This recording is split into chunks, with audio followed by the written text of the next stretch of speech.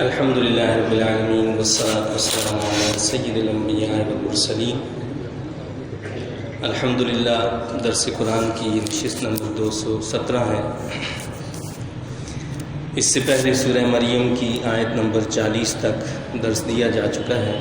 آج انشاءاللہ تعالی سورہ مریم کی آیت نمبر 41 سے درس کا آغاز ہوگا۔ یہ سورہ مریم کا یہ تیسرا رکوع ہے۔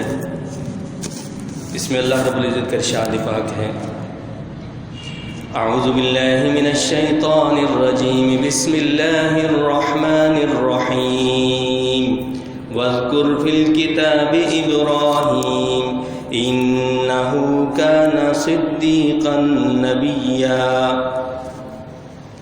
اور ذکر کیجیے آپ کتاب میں ابراہیم علیہ السلام کا، اور وہ بڑا راست باز نبی تھا۔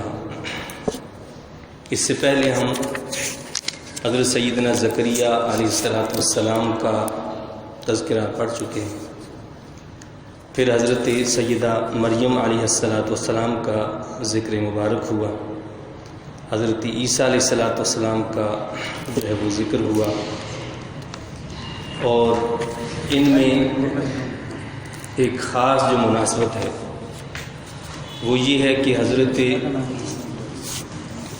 زکریا علیہ السلام کو اللہ نے جو اولاد عطا فرمائی وہ بڑھاپے میں عطا فرمائی۔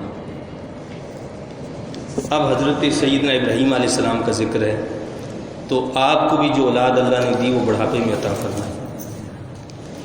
پھر حضرت یحییٰ علیہ السلام یعنی حضرت زکریا علیہ السلام کے یہاں پیدا ہوئے اس یعنی بڑی عمر کے اندر، اور حضرت عیسیٰ علیہ السلام کو اللہ تعالیٰ نے بن باپ کے پیدا کیا تو ان کا تذکرہ ہوا۔ تو اب حضرت ابراہیم علیہ السلام کا ذکر ہے، یعنی یہ مناسبت اس اعتبار سے، تو اللہ نے فرمایا کہ ذکر کیجیے آپ کتاب میں ابراہیم علیہ السلام کا، وہ بڑا راست باز نبی تھا، انہ کان صدیقا نبیا۔ اللہ تعالیٰ نے اپنے خلیل علیہ السلام کی تعریف اور توصیف کو بیان کیا ہے، اور یہ اللہ کی سنت ہے، اللہ والوں کی تعریف کرنا، ان کی منقبت کرنا، ان کی جو اللہ کے نبی ہوتے ہیں ان کی نعت ہوتی ہے تو ان کی نعت بیان کرنا، یہ اللہ کی سنت، اللہ کا طریقہ ہے۔ تو کیا فرمایا کہ انہ کان صدیقا نبیا، وہ بڑا راست باز نبی تھا۔ اذ قال لأبيه يا أبت لم تعبد ما لا يسمع ولا يبصر ولا يغني عنك شيئا، جب انہوں نے کہا اپنے باپ سے کہ میرے باپ تو کیوں عبادت کرتا ہے اس کی جو نہ کچھ سنتا ہے، وہ نہ کچھ دیکھتا ہے، اور نہ تجھے کوئی فائدہ پہنچا سکتا ہے۔ اب حضرت ابراہیم علیہ السلام کی زندگی سے چند اوراق اللہ نے پیش کیے ہیں کہ جب اس ماحول اور معاشرے میں جس میں آپ رہتے تھے آپ نے ہوش سنبھالا تو کیا دیکھا کہ گھر کی عجیب کیفیت ہے۔ یہاں باپ سے مراد آپ کے والد تعارف نہیں ہے، بلکہ یہاں باپ سے مراد آزر جس کا ذکر قرآن نے بھی کیا ہے وہ آپ کا چچا تھا، اور عرب کی اصطلاح میں چچا کو باپ کے لفظ سے بھی پکارا جاتا ہے، جیسے اردو میں بھی ہم جو بڑا باپ سے بڑا بھائی ہوتا ہے تو اس کو تایا جو ہوتا ہے اس کو بڑے ابو کہہ دیتے ہیں۔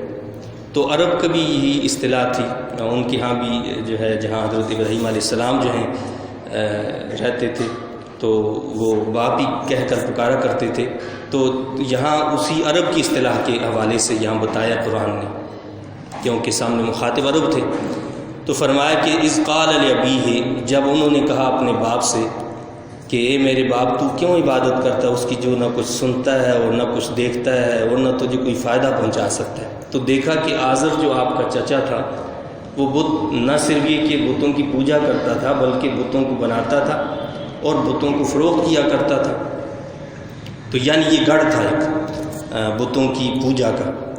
جہاں بتوں کی پوجا کی جاتی تھی، تو آپ نے اس کو متنبہ کیا کہ یہ آپ کیا کر رہے ہیں؟ یا ابت، یعنی باپ جو ہے، یعنی چچا جو ہے وہ ہے تو کافر، بتوں کی پوجا کر رہا ہے، لیکن وہاں پر بھی آپ نے ادب احترام کے پہلو کو نہیں چھوڑا، بڑے پیار سے بڑے احترام سے عرض کی کہ یا ابت، اے باپ، لما تعبد، کیوں تم عبادت کرتے ہو، ما لا یسمع، جو نہ کچھ سنتا ہے، ولا یبصر، نہ دیکھتا ہے۔ یہ جن بتوں کو تم بناتے ہو پوجتے ہو، یہ نہ تمہیں دیکھ سکتے ہیں، نہ تمہاری بات کو سن سکتے ہیں، ولا یغنی عنک شیئا، اور نہ تجھے کوئی فائدہ پہنچا سکتے ہیں۔ یعنی اس کا یہ مطلب نہیں ہے کہ جو فائدہ پہنچا سکتا ہو، جو دیکھ سکتا ہو، جو سن سکتا ہو، اس کی عبادت کی جا سکتی۔ تو مقصد کیا ہے؟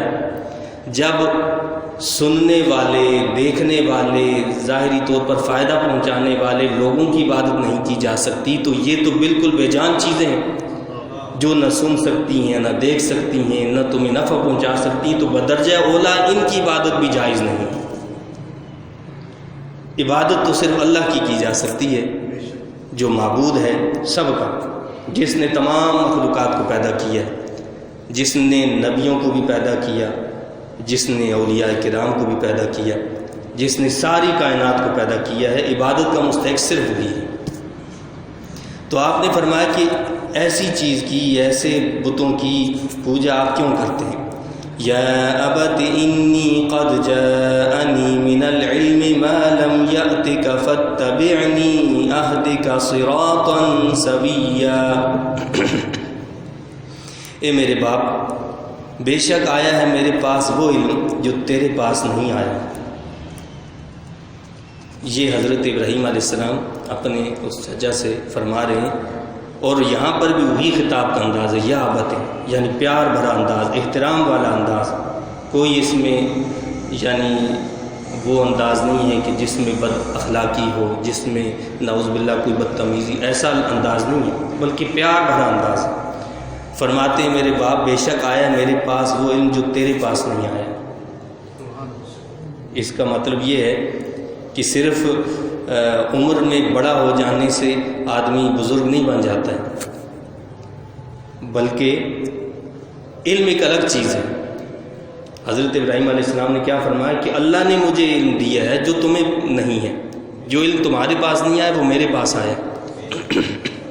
تو اس کا مقصد یہ ہوا کہ اگر اولاد جو ہے وہ صاحب علم ہے، دیندار ہے، دین کا علم جانتی ہے، والد عامی ہے، جاہل ہے، اس کے پاس دین کا علم نہیں ہے، تو اسے اس دیندار اولاد کی بات کو سننا چاہیے، اس کی اتباع کرنی چاہیے، اس کی پیروی کرنی، اور اس میں کوئی شرم کی بات نہیں ہے کہ اگر باپ جو ہے بیٹے کی بات کی اتباع کرے، پیروی کرے، تو یہاں شرم کی بات نہیں، یہ اعزاز کی بات ہے کہ دین کے اعتبار سے اگر اولاد جو ہے وہ نیک صالح ہے، وہ دین زیادہ جانتی ہے، تو اس کی بات کو مان لینا چاہیے اور اس کی بات کی اتباع اور پیروی کرنی چاہیے، لیکن اولاد کے لیے بھی ضروری ہے کہ ادب احترام کے تقاضوں کو پورا رکھے۔ پچھلے ہفتے میں ایک اخبار میں خبر پڑھی کہ جی پتہ نہیں پنجاب کے کسی علاقے کے اندر کسی نوجوان لڑکے نے اپنے باپ کا سر کچل کر اس کو قتل کر دیا۔ وجہ کیا تھی جی؟ اس میں لکھا تھا کہ جی وہ فجر کے ٹائم پہ اپنے باپ کو اٹھانے لگا نماز کے لیے، تو باپ نہیں اٹھا، اس نے اس کے سر پہ جو ہے نا پتھر مار دیا اور اس کو وہیں پہ ہلاک کر دیا۔ اور یہ نوجوان کون تھا؟ جسے باپ نے حفظ کے لیے داخل کیا ہوا تھا کہ وہ حفظ کر رہا تھا، قرآن کریم کو حفظ کر رہا تھا۔ اب جب ایسی تربیت ہو کہ اس کے اندر جو ہے یہی چیز پیدا نہیں ہو سکی، اس کو یہی پتہ نہیں چلا کہ باپ کا مقام اور مرتبہ کیا ہے، تو وہ تو تربیت نہیں ہے، اور نہ وہ دین سیکھا۔ تو دین سیکھنے کا تقاضا اور مقام جو ہے وہ الگ ہے کہ کس طرح دین جو ہے تربیت کرتا ہے، تعلیم دیتا ہے، کیسے ہم نے کسی کو دین کی طرف راغب کرنا ہے۔ یہاں تو کافر کی بات ہو رہی ہے اور ہم مسلم کی بات کر رہے ہیں کہ اس نے کہا کہ جی خود اقرار کیا کہ اس طرح میں نے اٹھایا اور نماز کے لیے نہیں اٹھا تو میں نے پتھر مار دیا، یعنی گویا کوئی بات ہی نہیں ہے۔ تو یہ بڑا المیہ ہے کہ دین کے سمجھنا اور اس کے جو تقاضے ان کو پورا کرنا، یہ دونوں الگ الگ چیزیں، یعنی جب انسان کو صحیح سمجھ نہیں ہوتی ہے، ادھوری چیز ہو، ادھوری چیز جو ہوتی ہے وہ فائدے کے بجائے جو نقصان دیا کرتی ہے، نہ اس کو جو ہے دین کا صحیح علم ہوا، نہ دنیا کا صحیح علم ہوا، ادھورا انسان رہ گیا، تو وہ نیم حکیم والی بات ہوتی ہے، خطرہ جان بن جاتا ہے، اور نیم ملنا جو خطرہ ایمان بن جاتا ہے۔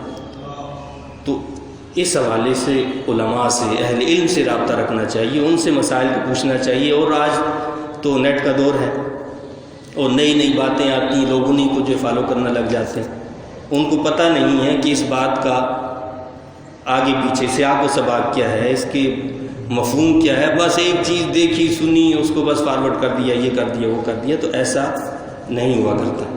تو بہرحال آپ نے جو ہے والد سے کیا کہا، یہ میرے باپ بے شک آیا میرے پاس وہ علم جو تیرے پاس نہیں آیا، فاتبعنی اہدک صراطا سویا، اس لیے تو میری پیروی کر، میں دکھاؤں گا تجھے سیدھا راستہ۔ اب اس معاملے میں زندگی کے جو راستے ہیں، زندگی کے جو طریقے ہیں، اس میں آپ کو فالو نہیں کروں گا، آپ مجھے فالو کرو، آپ میری اتباع کرو، آپ میری پیروی کرو۔ یہ حضرت ابراہیم علیہ السلام فرما رہے ہیں کہ جب تم میری اتباع کرو گے تو کیا ہوگا، اہدک صراطا سویا، میں دکھا دوں گا تجھے سیدھا راستہ۔ یہ سیدھا راستہ میں جانتا ہوں، تو نہیں جانتا ہے۔ زندگی کے نشیب و فراز میں انسان بہت سارے تجربات کرتا ہے، بہت ساری باتیں اور چیزیں سیکھ لیتا ہے، اور اس کی روشنی میں وہ اپنی جو ہے زندگی گزارتا ہے۔ لیکن حضرت ابراہیم علیہ السلام جو فرما رہے ہیں وہ یہ فرما رہے ہیں کہ مجھے تو میرے رب نے علم دیا ہے، مجھے تو اللہ نے نبوت سے سرفراز فرمایا ہے، میرا ڈائریکٹ اپنے رب سے واسطہ اور تعلق ہے، میں اپنے رب سے گفتگو کرتا ہوں، میرے پاس اللہ کی طرف سے فرشتہ آتا ہے۔ تو اب اس حوالے سے زندگی کیسے گزارنی ہے، تو آپ میری اتباع کرو گے تو آپ کو میں سیدھا راستہ دکھاؤں گا، سیدھی اور صحیح منزل پر تم پہنچ جاؤ گے۔ یا ابت لا تعبد الشیطان، اے باپ شیطان کی پوجا نہ کیا کر، شیطان کی پوجا نہ کرو۔ ان الشیطان کان للرحمن عصیا، بے شک شیطان تو رحمان کا نافرمان ہے۔ یعنی بتوں کی پوجا دراصل شیطان کی پوجا ہے، شیطان ہی تو یہ دل میں ڈالتا ہے، وسوسے پیدا کرتا ہے کہ جی نہیں خدا وہ نہیں، یہ ہے، اس کی پوجا کرو، اس کی عبادت کرو، تو دراصل وہ شیطان کی پوجا ہے۔ بتوں کی پوجا کرنا، اللہ کو چھوڑ کر کسی کی پوجا کرنا، اللہ کو چھوڑ کر اس کی مخلوق کو پوجنا، یہ دراصل شیطان کو پوجنا ہے، رحمان کو چھوڑ دینا۔ تو آپ نے فرمایا کہ شیطان تو کیا ہے، کان للرحمن عصیا، وہ تو رحمان کا نافرمان ہے، وہ تو اللہ کی نافرمانی کرنے والا ہے۔ تو جو اللہ کا نافرمان ہے اس کی اتباع اور پیروی کرنا، یہ کہاں کی عقل مندی ہے۔ یا ابت انی اخاف ان یمسک عذاب من الرحمن فتکون للشیطان ولیا، اے باپ میں ڈرتا ہوں کہ کہیں تجھے پہنچے عذاب خدائے رحمان کی طرف سے، تو تو بن جائے گا شیطان کا ساتھی۔ یعنی مجھے یہ ڈر ہے کہ اگر تو نے یہی طریقہ، یہی روش اختیار رکھی تو پھر تجھے عذاب جو ہے پکڑ لے گا، اللہ کا عذاب، اور تو جو ہے شیطان کا دوست بن جائے گا، شیطان کا ساتھی بن جائے گا، اور جو شیطان کا ساتھی بنتا ہے، شیطان کا دوست بنتا ہے، اس کے لیے پھر ٹھکانہ جہنم اور عذاب ہی ہوا کرتا ہے۔ قال اراغب انت عن آلہتی، اراغب انت عن آلہتی یا ابراہیم، یہ یہاں تک حضرت ابراہیم علیہ السلام کی گفتگو کا ذکر تھا کہ کس پیار بھرے احترام کے انداز میں آپ نے کافر باپ سے بھی چچا سے جو ہے گفتگو کی، اور اب اس کی طرف سے رپلائی کیا ہوگا، یعنی جو آپ کی پرورش کر رہا تھا، جس کی زیر سایہ آپ رہ رہے تھے، اس نے کس انداز میں گفتگو کی۔ اس نے کہا، باپ نے کہا، کیا روگردانی کرنے والا ہے تو میرے خداؤں سے اے ابراہیم؟ یعنی وہ اکھڑ پن، وہ تکبر، وہ غرور وہ آ گیا، بجائے اس کے کہ پیار بھرے انداز میں سمجھایا جائے اولاد کو، تو اس نے کیا کہا کہ کیا تم روگردانی کرنے والے ہو میرے خداؤں سے اے ابراہیم؟ لئن لم تنتہ لأرجمنک وہجرنی ملیا، اگر تم باز نہ آئے تو میں تمہیں سنسار کر دوں گا اور دور ہو جا میرے سامنے سے کچھ عرصہ۔ یعنی یہ متکبرانہ انداز ہے، اور کہہ دیا کہ جی تم اگر ایسا کرو گے تو میں تمہیں سنسار کر دوں گا، پتھروں سے تو تمہیں جو ہے ختم کر دوں گا اور تم میری آنکھوں سے دور ہو جاؤ۔ وہجرنی ملیہ یعنی مجھ سے دور ہو جاؤ، میں تمہیں دیکھنا نہیں چاہتا، جیسے اردو میں ہم کہتے ہیں۔ تو کیا کہا کہ میں تمہیں سنسار کر دوں گا، یہ دھمکی دی۔ قال سلام علیک، اب پھر ابراہیم علیہ السلام کا جواب، ابراہیم علیہ السلام نے جواب میں کہا سلام ہو تم پر۔ اب یہ سلام کا کیا مطلب، یعنی کافر کو سلام کیا جا سکتا ہے؟ ایسا نہیں ہے، ہمارے دین میں کافر کو سلام کی ابتدا کرنے سے منع کیا کہ روکا گیا، اور اگر سلام کی حاجت پڑ جائے ابتدا میں تو کہا کہ یہ کہو کہ السلام علی من اتبع الہدی، سلام اس پر جو ہدایت کی اتباع و پیروی کرے۔ ہاں اگر کہیں پر مسلم غیر مسلم سارے اکٹھے موجود ہیں تو مسلمانوں کی نیت کرتے ہوئے السلام علیکم اس مجلس میں کہا جا سکتا ہے، لیکن خالصتاً اگر کافر ہوں تو ان کو سلام میں ابتدا نہیں کرنی چاہیے۔ تو یہاں جو اصل میں حضرت ابراہیم علیہ السلام نے سلام کا لفظ استعمال کیا ہے، یہ وہ سلام ہے جسے ہم کہتے ہیں کہ ترک کرنے کے لیے، یعنی چھوڑنے کے لیے سلام۔ وہ جو قرآن میں کہا نا کہ وعباد الرحمن الذین یمشون علی الارض ہونا واذا خاطبهم الجاہلون قالوا سلاما، رحمان کے بندوں کا کیا طرز عمل ہوتا ہے کہ جب جاہل ان سے مخاطب ہوتے ہیں تو ان سے وہ لڑتے جھگڑتے نہیں ہیں، کیا کہتے ہیں؟ قالوا سلاما، کہتے ہیں بھائی سلام ہو تمہیں، یعنی مقصد یہ کہ ہمارا تم سے کوئی تعلق واسطہ نہیں ہے، تم اپنا کام کرو ہمیں اپنا کام کرنا ہے، وہ ان سے لڑتے جھگڑتے نہیں ہیں۔ تو یہ وہ بات ہے کہ ٹھیک ہے جی آپ نے جو اپنا کام کر رہے ہو اپنا کرتے رہو، ہم نے اپنا کام کرنا ہے، ہم آپ سے جدا ہوتے ہیں۔ لیکن اس کے ساتھ ساتھ پھر بھی اگلی بات جو آپ نے فرمائی، کیا فرمائی؟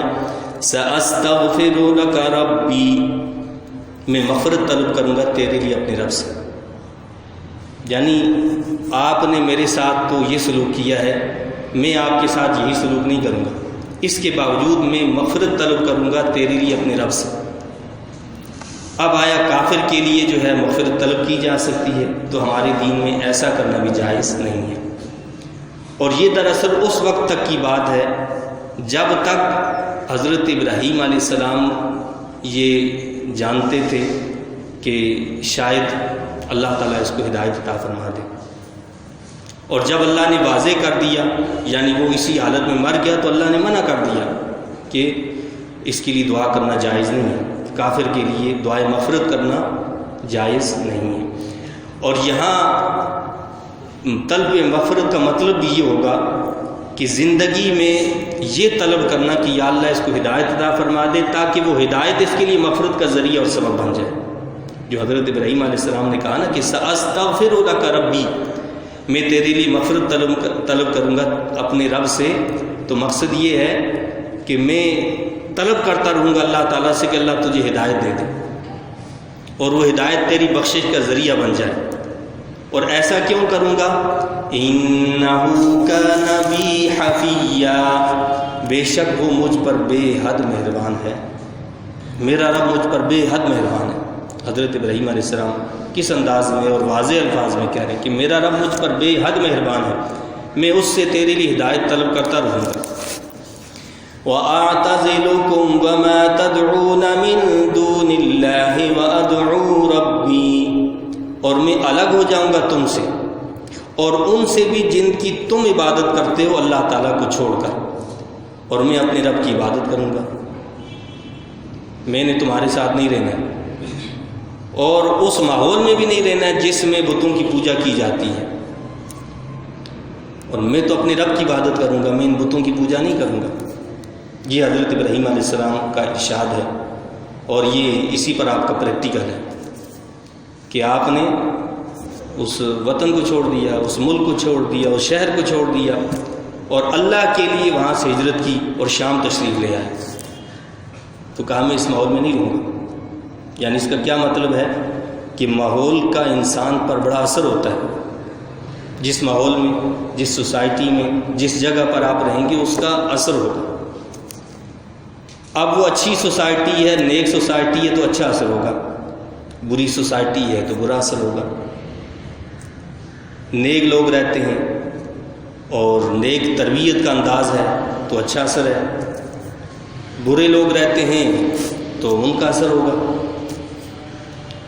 اس سے ہمیں اندازہ کرنا چاہیے کہ ہم اپنے ملک کو چھوڑ کر، پاکستان کو چھوڑ کر دنیا میں دین کا جتنا جذبہ اور جتنا عملی ثبوت اس ملک کے اندر آپ کو نظر آئے گا شاید دنیا میں کہیں اور نظر نہ آئے. کہیں بھی چلے جائیں نظر نہیں آئے گا. یہ اللہ کی بڑی رحمت ہے. ہم اس کو چھوڑ کر دنیا کی پتہ نہیں کن کن ملکوں کے پیچھے بھاگتے رہتے ہیں کہ جی یہاں ہمیں مل جائے، یہاں مل جائے، یہاں یہ ہو جائے، وہاں وہ ہو جائے. اس کی فکر نہیں ہے ہمیں کہ بھائی ہماری جو اولاد ہوگی وہ اسی ماحول اور معاشرے میں ہوگی. اس کا کیا عالم ہوگا؟ اس نے تو اسی کو اپنانا ہے جس ماحول میں وہ پیدا ہوگا، جس میں کھیلے گا، کودے گا، نکلے گا، دیکھے گا، پڑھے گا، سیکھے گا. اس نے وہی کرنا ہے. وہی اس کی سوسائٹی، وہی اس کا ماحول، وہی اس پر اثرات ہوں گے. اور پھر دین پر جو ہے عمل انسان کتنا کرے گا. اور بلکہ وہاں تو یہی خطرہ ہو جاتا ہے کہ آنے والی نسل جو ہے وہ مسلمان بھی ہوگی یا نہیں ہوگی. تو اصل چیز جو ہے یہ دنیا کی زندگی ہمیشہ کے لیے اللہ نے نہیں بنائی ہے. یہ تو محدود وقت ہے اور یہ آزمائشی وقت ہے. اور اس وقت کا بھی یہ پتہ نہیں ہے کہ کتنا ہے، کتنے گھنٹے ہے، کتنے دن، کتنے مہینے، کتنے سال ہے، کسی کو کوئی پتہ نہیں ہے. کوئی جو ہے بڑی تگ و دو کرنے کے بعد گرین کارڈ لے لیتا ہے اور وہ چلا جاتا ہے، ایک دن رہتا ہے، اگلے دن اس کی موت واقع ہو جاتی ہے. تو کیا اس کے پاس آیا؟ تو بھائی اصل چیز یہ ہے کہ دین مل جائے، آخرت بھلی ہو جائے، یہ ہے کامیابی، یہ ہے فلاح. یہ کامیابی نہیں ہے کہ آپ جو ہے کسی بڑے عہدے پر بیٹھ جائیں، صدارت کے، وزارت کے اس پر بیٹھ جائیں، کرسی پر بیٹھ جائیں، دنیا کا مال دولت آپ کے قدموں میں جمع ہو جائے. آپ کی یہ کامیابی نہیں. اسلام اس کو کامیابی قرار نہیں دیتا. میں آپ ہو سکتا ہے ان چیزوں کو کامیابی قرار دیتے ہیں ہم لوگ، لیکن یہ کامیابی اسلام کی نظر میں نہیں ہے. اسلام کی کامیابی میں نظر یہ ہے کہ جو آخرت میں کامیاب ہو جائے، جو اللہ کے حضور کامیاب ہو جائے. تو آپ نے فرمایا کہ میں الگ ہو جاؤں گا تم سے اور ان سے بھی جن کی تم عبادت کرتے ہو اللہ تعالیٰ کو چھوڑ کر، اور میں اپنے رب کی عبادت کروں گا. عسى ألا أكون بدعاء ربي شقيا. مجھے امید ہے کہ میں اپنے رب کی عبادت کی برکت سے نامراد نہیں رہوں گا. جو رب کی عبادت کرتا ہے وہ اس عبادت کی برکت سے کبھی محروم نہیں ہوتا، یعنی اس کو یقیناً اللہ کی طرف سے برکتیں حاصل ہوتی ہیں. فَلَمَّا اعْتَزَلَهُمْ وَمَا يَعْبُدُونَ مِن دُونِ اللَّهِ وَهَبْنَا لَهُ إِسْحَاقَ وَيَعْقُوبَ. اب اللہ نے بتایا ہے اور ایسا پریکٹیکل بتایا جو ہمارے سامنے ہے بالکل، کہ جو اللہ کے لیے کسی چیز کو چھوڑتا ہے، جو اللہ کے لیے کسی وطن کو چھوڑ دیتا ہے، جو اللہ کے لیے کسی رشتہ داری کو چھوڑ دیتا ہے، جو اللہ کے لیے اپنے مال دولت کو بھی چھوڑ دیتا ہے، اللہ اس کو کیا اعزاز عطا فرماتا ہے، کیا انعامات و اکرامات عطا فرماتا ہے. فرمایا کہ پس جب وہ جدا ہو گیا، حضرت ابراہیم علیہ السلام اس ماحول سے جدا ہو گئے، تو جدا ہو گیا ان سے اور جن کی وہ عبادت کیا کرتے تھے اللہ تعالیٰ کو چھوڑ کر، تو عطا فرمایا ہم نے ابراہیم کو اسحاق اور یعقوب. وَكُلًّا جَعَلْنَا نَبِيًّا، اور سب کو ہم نے نبی بنایا. یہ برکت ہے اس چیز کی کہ جب ابراہیم علیہ السلام نے اس برے ماحول کو چھوڑ دیا، اس بری جگہ کو چھوڑ دیا، تو اللہ نے فرمایا کہ ہم نے ان کو کیا فرمایا؟ عطا فرمایا. ابراہیم کو اسحاق عطا فرمایا اور یعقوب علیہ السلام عطا فرمایا. یعنی حضرت اسحاق علیہ السلام کی اولاد میں حضرت یعقوب علیہ السلام ہوئے. تو اللہ نے اسحاق جیسا بیٹا دیا، یعقوب جیسا پوتا دیا، اور یہ سارے کے سارے نبی تھے. یعنی جو اللہ کے لیے کسی جگہ کو چھوڑتا ہے، کسی چیز کو چھوڑتا ہے، وہ نقصان میں نہیں رہتا، وہ خسارے میں نہیں رہتا، وہ ہمیشہ نفع میں رہتا ہے، وہ فائدے میں رہتا ہے. صحابہ کرام کو آپ دیکھ لیں، اپنا مال، کاروبار، وطن، رشتہ داری سب چھوڑ دیا مکہ سے، مدینہ طیبہ چلے گئے، آپ دیکھیں کون سی چیز تھی جو ان کے قدموں میں اللہ نے نہیں رکھ دی؟ کیسر و کسریٰ کے خزانے ان کے قدموں میں آ گئے، اور ان کے جو کنگن تھے وہ ان کے ہاتھوں میں دیے گئے۔ یہ سب کیا تھا؟ یہ برکت تھی اللہ کے لیے، ایک وطن کو، ایک ملک کو، کاروبار کو، ساری چیزوں کو چھوڑنے کی برکت تھی کہ اللہ کے لیے چونکہ چھوڑا تھا تو اللہ نے اس کا بدلہ دنیا میں بھی عطا فرمایا۔ وَوَهَبْنَا لَهُم مِّن رَّحْمَتِنَا وَجَعَلْنَا لَهُمْ لِسَانَ صِدْقٍ عَلِيًّا، اور ہم نے عطا فرمائی انہیں اپنی رحمت سے طرح طرح کی نعمتیں۔ صرف یہ نہیں دیا، اس کے علاوہ بھی طرح طرح کی نعمتوں سے ہم نے ان کو نوازا، اور ہم نے ان کے لیے سچی اور دائمی تعریف کی آواز بلند کر دی۔ یہ کامیابی سب سے بڑی، ہم نے ان کے لیے سچی اور دائمی تعریف کی آواز بلند کر دی۔ یہی وجہ ہے کہ آپ یہ دیکھیں کہ یہود و نصارہ، مسلمان، سارے جتنی بھی اقوام ہیں، حتیٰ کہ مشرکین، کتنا بھی اختلاف کیوں نہ ہو، لیکن حضرت ابراہیم علیہ السلام پر سارے متحد اور متفق ہیں۔ یہودی بھی حضرت ابراہیم علیہ السلام کی تعریف کرتے ہیں، ان کو مانتے ہیں، نصارہ بھی ان کی تعریف کرتے ہیں، ان کو مانتے ہیں، مشرکین بھی ان کو مانتے ہیں، اہل ایمان تو مانتے ہی ہیں۔ بلکہ ہماری تو نماز اس وقت تک پوری نہیں ہوتی ہے جب تک حضرت ابراہیم علیہ السلام پر، ان کی آل پر سلام نہ کہہ دیں، درود کی جو ہے برکت کی دعا نہ کر دیں۔ ہم نماز میں پڑھتے ہیں نا، اللہم صلی علی محمد وعلی آل محمد کما صلیت علی ابراہیم وعلی آل ابراہیم انک حمید مجید، تو ان پر بھی درود بھیجتے ہیں۔ ہماری نماز تب کمپلیٹ ہوگی جب ابراہیم علیہ السلام پر، ان کی اولاد پر جو ہے درود و سلام نہ بھیجا جائے، اس وقت کمپلیٹ ہو۔ یہ اللہ نے ان کو عطا فرمایا، یہ انعام عطا فرمایا۔ یہاں چونکہ مخاطب تھے مشرکین مکہ، اللہ تعالیٰ نے یہاں بتایا ہے کہ تم یہ کہتے ہو کہ جی ابراہیم علیہ السلام ہمارے آباء و اجداد میں سے، ہم ان کی نسل سے۔ مشرکین مکہ کہتے تھے کہ ہم اولاد ابراہیم سے۔ اللہ نے بتایا، آگاہ کیا کہ ابراہیم کا طرز عمل تو یہ تھا، جن کو تم اپنا باپ کہتے ہو، ابراہیم علیہ السلام نے تو کبھی بتوں کی پوجا نہیں کی، بلکہ جو بتوں کی پوجا کرنے والے تھے ان کو چھوڑ کر آپ چلے گئے۔ تم نام ان کا لیتے ہو اور کام جو ہے دوسروں کے کرتے ہو، تمہیں کیا ہو گیا؟ اگر تم نے اپنے آباء و اجداد کی پیروی ہی کرنی ہے تو پھر ابراہیم علیہ السلام جیسے اجداد ہیں ان کی پیروی اور اتباع کرو۔ ابراہیم علیہ السلام جیسے جو لوگ ہیں ان کی اتباع اور پیروی کرو، نہ یہ کہ بیچ میں آنے والے لوگ جنہوں نے دین کو بگاڑ دیا اور دین کو بگاڑنے والوں کی اب اتباع اور پیروی کرتے ہو۔ یہ ہم سب کے لیے جو ہے قابل غور بات ہے۔ مقصد یہ کہ ہم بھی پریکٹیکلی ایسا کرتے ہیں کہ اپنے نیک اور صالحین کا جو طریقہ ہے، جو نبی کریم صلی اللہ علیہ وسلم نے بتایا ہے، جو صحابہ کرام نے بتایا ہے، جو تابعین نے، تبع تابعین نے بتایا ہے، اس کو چھوڑ کر بعض اوقات کہتے ہیں کہ جی بس وہ فلاں نے ایسا کیا تھا، فلاں نے ویسا کیا تھا۔ جب ان کی تعلیمات کے خلاف ہے تو وہ ہماری چیز نہیں ہے، ہمیں اس پہ عمل نہیں کرنا ہے، ہمیں اس پر عمل کرنا ہے جو اللہ اور اس کے رسول صلی اللہ علیہ وسلم نے عطا فرمایا ہے۔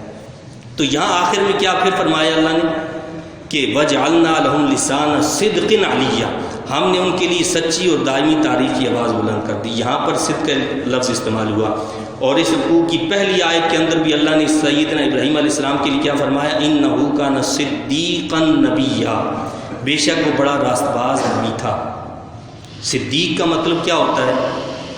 صدیق کا مطلب ہوتا ہے بہت زیادہ سچ بولنے والا، اور تمام نبی جو ہوتے ہیں وہ صدیق ہوتے ہیں، تمام نبی صدیق ہوتے ہیں، لیکن امت میں سب سے بلند مقام صدیق کا ہوا کرتا ہے، سب سے بلند ہے، قرآن میں ہے نا، من النبیین والصدیقین والشہداء، نبیوں کے بعد سب سے بلند مرتبہ کس کا ہے؟ صدیق کا، یعنی اولیاء کرام کا بلند مقام ہوتا ہے، لیکن اولیاء کرام میں بھی سب سے بلند مقام کس کا ہوتا ہے؟ صدیق۔ صدیق سے اوپر والا مرتبہ جو وہ نبی کا ہوتا ہے، تو صدیق اولیاء کرام میں سب سے بلند مرتبہ ہوتا ہے۔ اس امت کے اندر بھی بے شمار صدیقین ہیں، لیکن صدیقین کے جو سردار ہیں وہ حضرت سیدنا ابو بکر صدیق رضی اللہ تعالیٰ عنہ۔ صدیقین کے سردار کون ہیں؟ حضرت سیدنا ابو بکر صدیق رضی اللہ تعالیٰ عنہ، جن کا آج یوم وصال ہے، یعنی 22 جمادی الثانی آپ کا وصال ہے۔ تو آپ صدیق اکبر ہیں. یہ صدیق اکبر کا لقب کیسے مل گیا؟ پہلے تو آپ یہ سمجھیں ہم میں سے کتنے لوگ ایسے ہوں گے جن کو ان کا نام ہی پتہ نہیں ہوگا. آپ کے والدین کے ہاں جو ہے اولاد نہیں ہوا کرتی تھی، انہوں نے منت مانی، جا کر منت مانی کہ جی اگر ہمارے یہاں اولاد ہوئی تو ہم اس کا نام جو ہے کعبۃ اللہ میں گئے، کعبۃ اللہ میں جا کر منت مانی کہ اگر اولاد ہوئی تو ہم اس کا نام رکھیں گے عبدالکعبہ، یعنی کعبہ کا بندہ. آپ کا نام عبدالکعبہ رکھ دیا گیا. آپ پیدا ہوئے، اللہ نے آپ کو بچا دیا.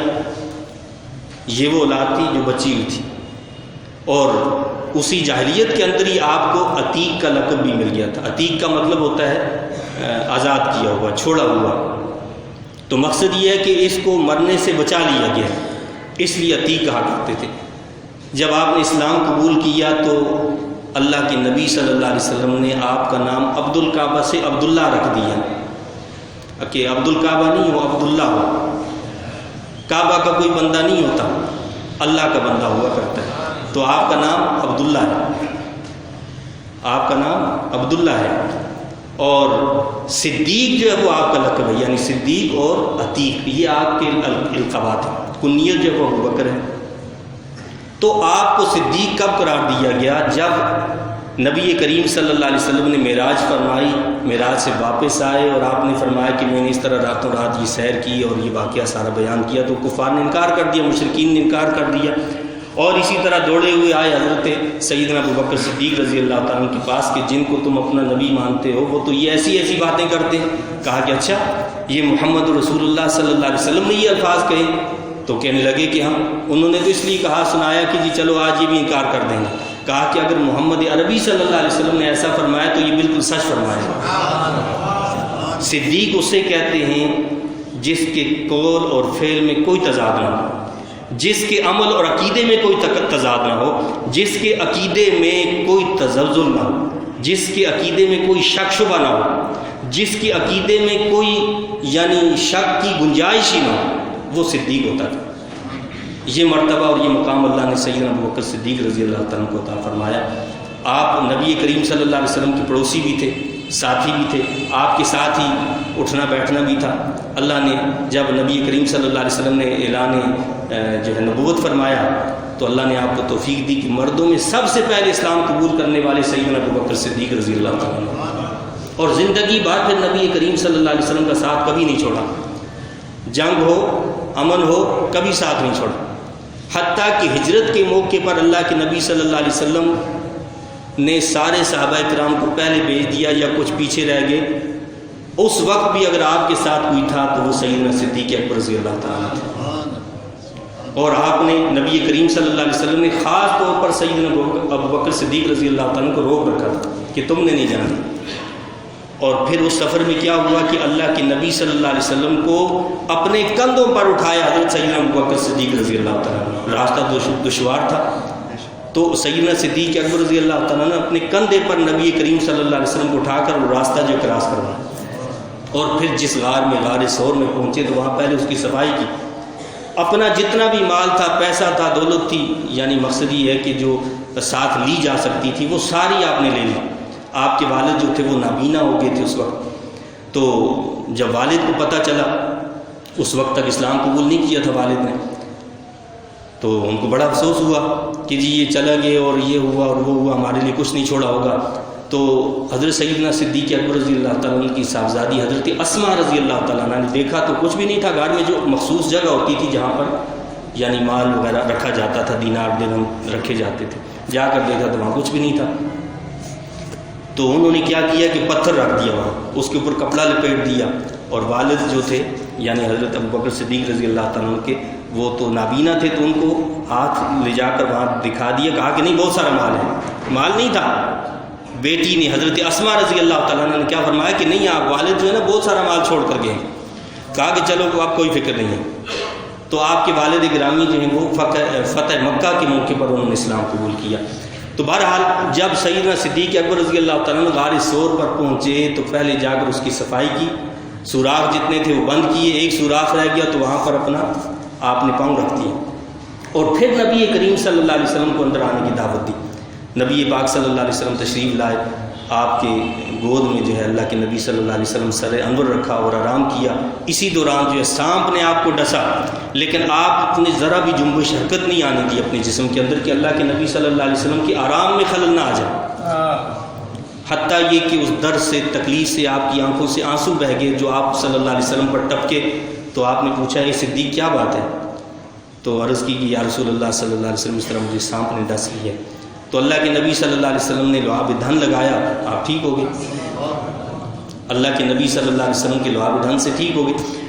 اور پھر سفر و حضر میں ہر جگہ پر اللہ کے نبی صلی اللہ علیہ وسلم کا ساتھ لیا، دنیا میں ہر جگہ ساتھ رہے، اور جنگ میں ساتھ رہے، پہلی جنگ میں بھی ساتھ رہے، آخری میں بھی ساتھ رہے۔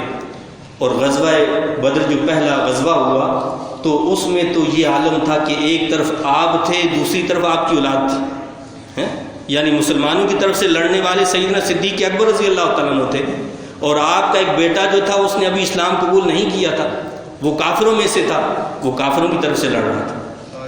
جب اس نے اسلام قبول کیا تو اس نے کہا کہ والد گرامی فلاں جنگ میں غزوہ بدر کے موقع پر 3 مرتبہ آپ میرے جو ہے تلوار کے زد میں آئے، میں نے چاہا کہ میں قلم کر دوں آپ کا سر، لیکن میں نے یہ سمجھ کر کہ میرے باپ و آپ میں نے آپ کو چھوڑ دیا۔ فرمایا کہ اللہ کی قسم اگر اس دن تم میری تلوار کی زد میں آتے تو تمہارا سر قلم کر دیتا۔ یہ ہے اصل میں محبت رسول صلی اللہ علیہ وسلم، کہ اسلام کے مقابلے میں سامنے آنے والا رشتہ کتنا قریبی بھی کیا ہونا، اسے ہمیں اس کی ضرورت نہیں ہے، ہمیں تو اسلام کی ضرورت ہے۔